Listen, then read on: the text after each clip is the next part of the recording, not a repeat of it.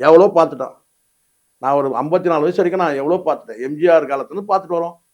எவ்வளோ பார்த்தாச்சு.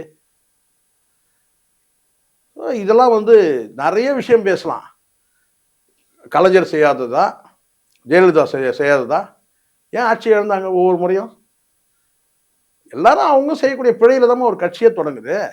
அதிமுக கட்சி வந்து பார்த்தீங்கன்னா, கலைஞர் செய்த ஒரு பிழை. அதுல தான் அதிமுக கட்சி உருவாகுது.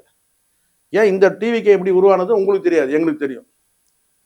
3 பேருக்கு தெரியும் இந்த டிவி என்ற கட்சி எப்படி உருவாச்சு. சொல்லிட்டா யார் யாருன்னு? 3 பேர் யாராவது சொல்லுங்க. சொல்லுங்க சார். 1 விஜய், 2வது ஜான் ஆரோக்கியசாமி, 3வது நான். இந்த 3 பேருக்கு தெரியும் இந்த கட்சி வந்து எதனால வந்து தொடங்கப்பட்டது தெரியும். விஜய் ஒரு தடவை ஒரு மேடையில சொன்னார், ஞாபகம் இருக்கா அவங்க? ஏன்டா விஜயை தொட்டோன்னு. புரியுங்களா?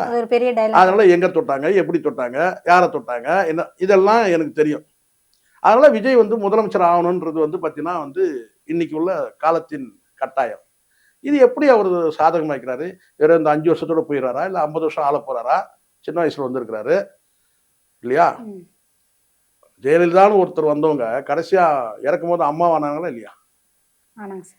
அந்த மாதிரி இப்ப இந்த இந்த விஜய்ன்ற 3 எழுத்துல ஈஸியா விஜய் விஜய் விஜய்ன்னு சொல்றவங்க நாளைக்கு எப்படிப்பட்ட பெரிய ஆளுமையா ஆகலான்றது வந்து காலம் தானே முடிவு செய்யும். காலமும் முடிவு செய்யும், அவரும் முடிவு செய்வாரு இல்லையா? பொறுத்து வந்து பார்க்கலாம். நெகட்டிவா நம்ம தூட்டவனா அதுக்காக பயந்துட்டு நினைக்காதீங்க. எது நாங்க பயப்படுறோம் கிடையாது. நாங்க ஜெயிலுக்கு எல்லாம் பார்த்துட்டு தான் வந்திருக்கிறோம். ஆனா அதுக்கெல்லாம் பயப்படல. ஆனா மனசாட்சியோட பேசணும். இப்பதான் வந்திருக்கிறாரு, அவர் மாத்திப்பாரு. இந்த ரூட்டு கிட்ட இப்பதானே பேச ஆரம்பிச்சிருக்கீங்க. அப்போ அந்த ரூட்டெல்லாம் முடிவுக்கு வந்து பார்த்தீங்கன்னா ஜெகதீஷ் பழனிசாமிக்கு ஏதாவது சினிமாவில் கூட ஒரு தயாரிப்பு நிறுவன கம்பெனி வச்சுக்கப்பா நீ அப்படின்னு சொல்லி கூட வச்சு கொடுத்துடலாம்.